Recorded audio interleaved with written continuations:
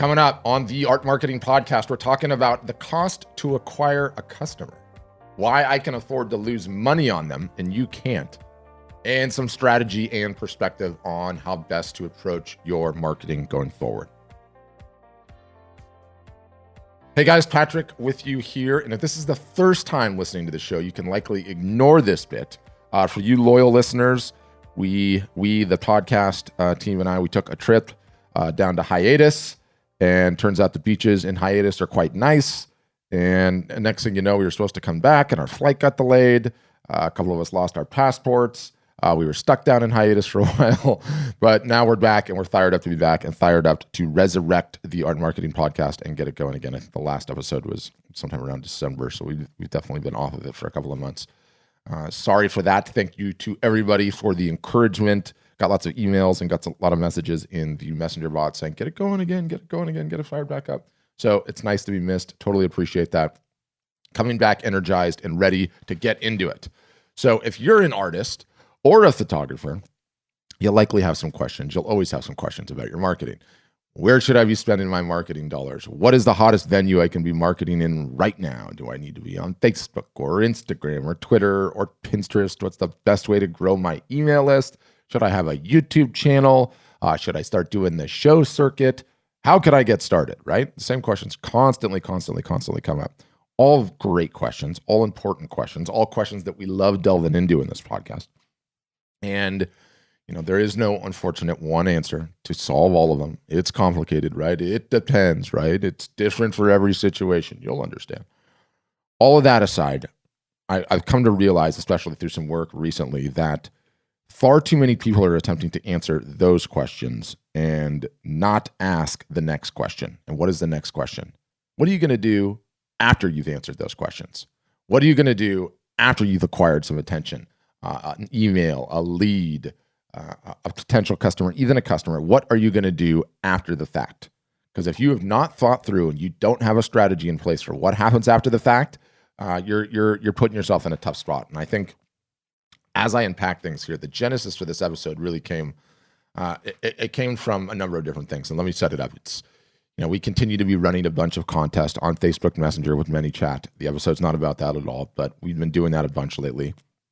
And during the course of that, I think we first started running this contest and getting into that as a tactic on I think the first podcast episode would have been January 18. And we're mid-April, so it's been a while. And we've leveled up our games quite significantly since then. And it's not attempting to brag. The team and I have had plenty of practice, so inevitably you get much better at running them, right? And I'll include some braggadocio show notes so that you can some images for the show notes so you can see what I mean. But if I loved those contests over a year ago, then let me tell you, I am over the moon on them now. And why? So, we've devised the tactical to get even more ROI out of them than ever before. It's crazy what you can achieve properly executed.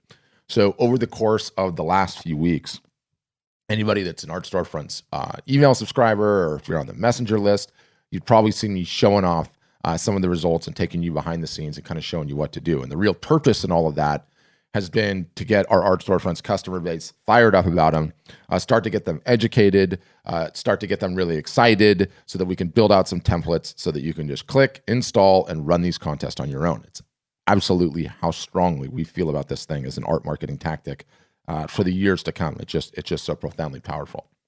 Now, what's been really, really cool is that in running those, and I should tell you, so the last three that we ran, one, if you didn't see any of the other ones, one was for a photographer down in Australia named John Lechner. One was for Meg Naffenberger, who's a painter. She's been on the podcast. And then one was with Matthew Locke, who we've run the ones previous before, who's a painter. And got some amazing results on all of them.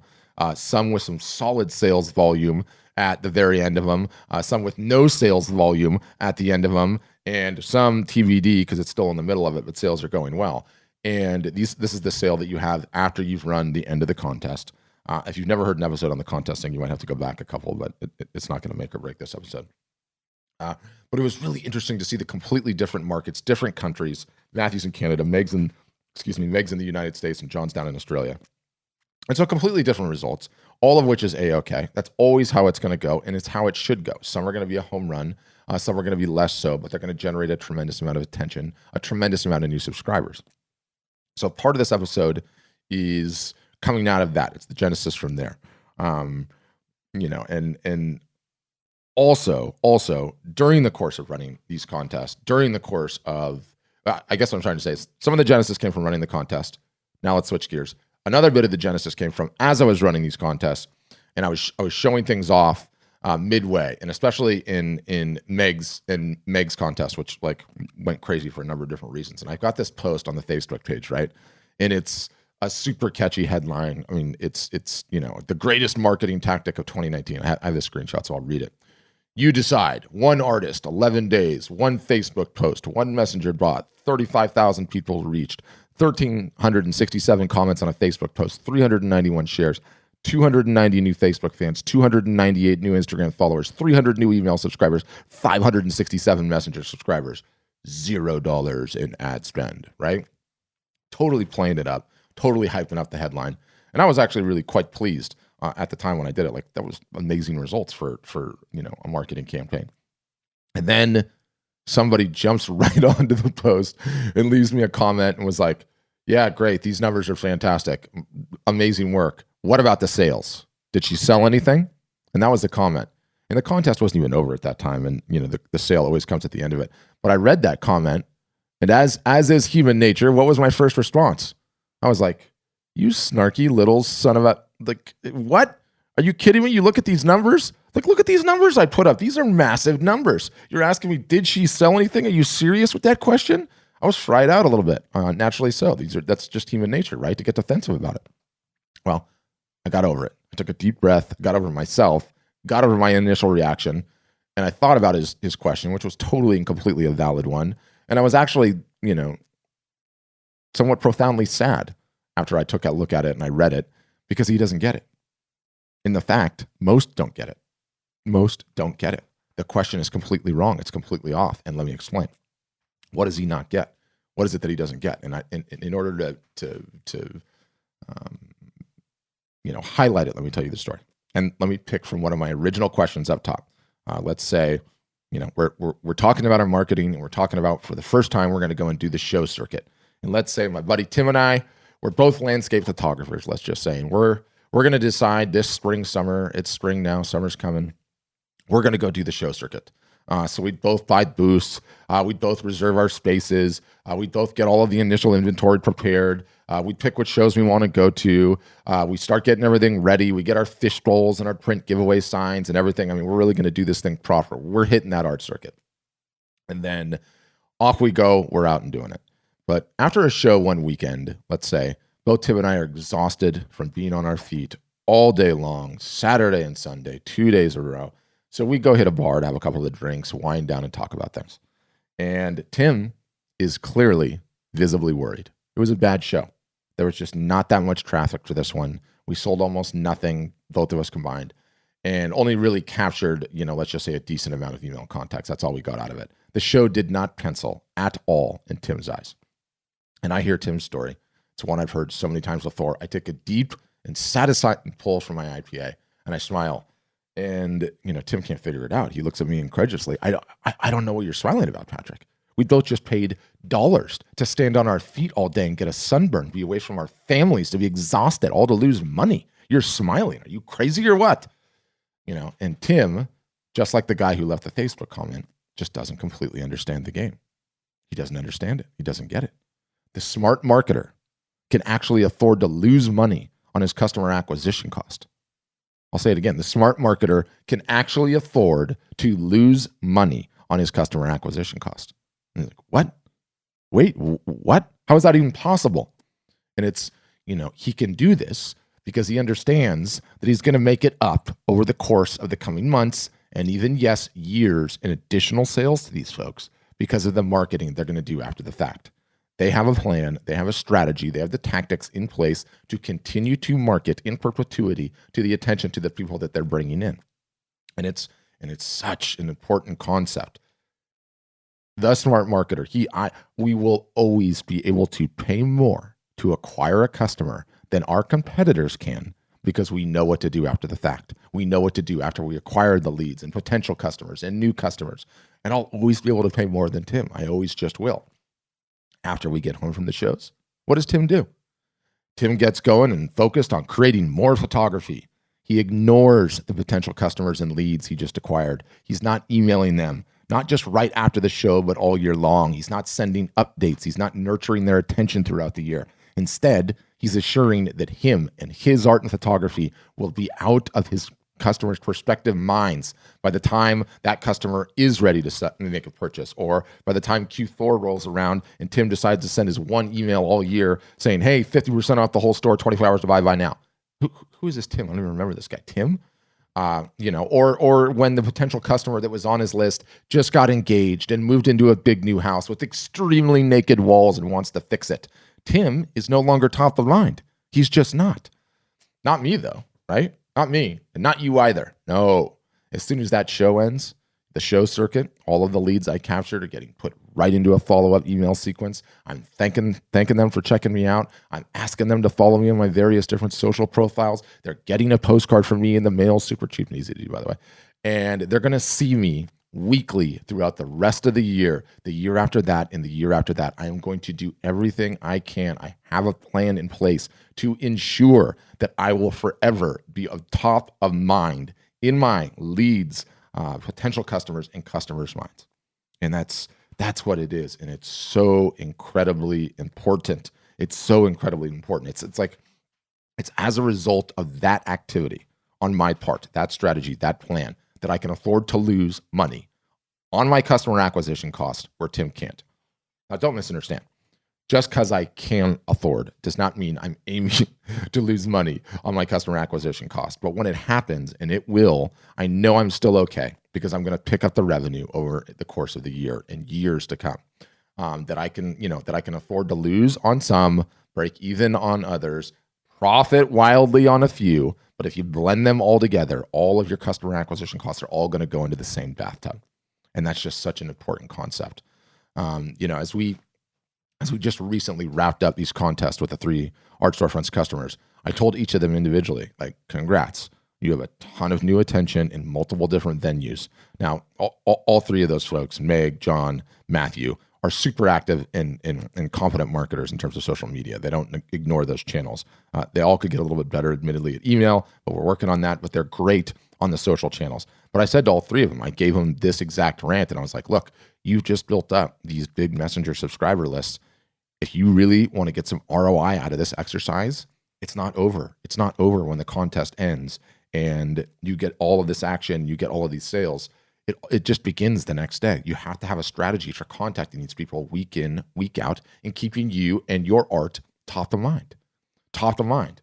It's just starting. You're just getting started. So when I think back to that comment on the post, I'm really somewhat sad. When I said the profound sense of sadness, the guy who left the comment looks at a marketing operation, and a lot of people do, look at marketing overall as a completely binary exercise. It's ones and zeros. Did I put $1 into this machine and did $5 come back out? If so, it's worth my time. If not, it's not. And so that's how he thinks about it, right? Like, hey, Patrick, fantastic results. Good for you. You did so great with the likes and the comments and the shares and the messenger subscribers. Boy, are you a marketer. But did she sell anything? Did she sell anything immediately? What were the sales? And in his mind, it's binary, right? That's it. Did I put dollars in? Did dollars instantaneously come out? If so, it's worth my time. If not, I'm not doing it. It's not worth it. It's not worth my time, right? Like, that's the way that he thinks about it. And it's so funny because I was listening to another podcast right before I recorded this, right before I had this episode in my mind. It sort of inspired me a little bit too. And this guy made an analogy, and he was talking about paid traffic, specifically just buying ads. I think on Google was his analogy. But he's like, think about your customer acquisition costs, right? How much it costs to acquire a customer, potential customer, as a bullseye in the middle of an archery target, right? And what is an archery target? It's a series of concentric circles forming a circle, right? And let's just say dead center of that archery target is the $1 in and the $5 out, meaning you spend $1 on your ad and you get $5 out. let's be honest, really the bullseye should be like $1 and $50,000 out or $1 million out. But let's just keep it simple. That first target is $1 in, $5 out. Okay. As you go to each concentric circle, the ROI gets a little bit worse. It gets a little bit worse. It gets a little bit worse. Let's say all the way till the middle where it's $1 in, $1 out. And then it goes up, up, up. Then you're starting to lose money on each of those rungs.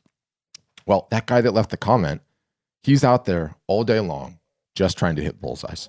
That's the only winning in his world is just the bullseye. I find this thing where I can fire my arrow and my arrow is $1 and instantaneously $5 come back. Well, guess what? If you're shooting a whole bunch of arrows at an archery target, it stands to reason you're not going to be hitting a bullseye all that often. That's a pretty small piece of land. But if you expand out on that target, all of a sudden, if you're willing and you have the capacity to be able to break even, every once in a while lose a couple of dollars and send arrows all over that target and still be acquiring customers, potential customers and leads and having that being acceptable, then you're adding all of these potential leads into your bucket, right? That guy is just shooting 1-to-1. He can only hit the center, only hit the bullseye. And I think that's a fantastic analogy. At Art Storefronts, we love telling the Weiland story, right? And Weiland, I guess what you call him as a brand, the aquatic artist, the whale guy, the fish guy, I mean, however you want to think of him. But I think he said in his book that over his career, his stats point to the fact that an average customer for him over their lifetime will end up buying 7 pieces from him. 7. So he has 7 opportunities of varying different costs. It could be all prints, could be originals, could be combinations in between, but 7 is the average. And that's just amazing. He's amazing, right? And it points to the reason, in my estimation, why it's very short-sighted to only think of your marketing efforts in terms of a 1-to-1 ROI. It's not always going to work like that. So think of the archery target and the fact that you're going to be taking shots with your marketing that are going to hit all over the board. Yes, some bullseyes, but lots of not bullseyes. And some potential customers are going to be coming into your world. If you're taking these shots everywhere and you have the risk tolerance because you're doing your follow-up marketing, you're going to be dropping a bunch of customers in, potentially customers that will buy 7 pieces of yours, or maybe you're 5 pieces of yours throughout their career. It's an amazing thing to think about. And I've been at this long enough now, marketing generally and art marketing specifically, to see it play out time and time and time again, especially now, Art Storefronts is maturing as a platform, and we've had some customers that are on and have been able to see and look at their stats and see their businesses grow over years 3, 4, 5 now even. And, if you're an artist that's focused or a photographer that's focused on having a fruitful and long-term career, it's just such an important piece of perspective. It's so important. You need to think about, yes, always ways of acquiring new attention, fans, followers, email, messenger, subscribers, whatever. But then what are you going to do after the fact to continue to market to them? What are you going to do in the days, in the months, in the weeks after the fact to continue to market to them? Because that's what makes all the difference. That's what makes going through the motions of marketing yourself in the first time worth it. That is how a smart marketer actually constantly makes money from all of their efforts, because you can't do one without the other. You just can't do one without the other. You stay at it. You market to these folks when you acquire them. You keep yourself top of mind. You have your sales when they're warranted, and your art business is going to continue to grow year over year over year. It's like, you keep acquiring new attention, emails and relationships, and it's sort of like filling up a savings account with compound interest. You don't know when it'll pay exactly, but if you continue filling it up and you continue marketing to it, the rest is just going to take care of itself. It's going to take care of itself. So as we reboot the show, we plan on coming with a bunch of great content on how you can go about just that, how you can make noise and acquire attention in the first place, and then continue to make noise and keep the attention you do have engaged. You do that, and the score is going to take care of itself. It just is. You're going to have a thriving and growing art or photography business. So on that note, thanks for listening. And as always, have a great day.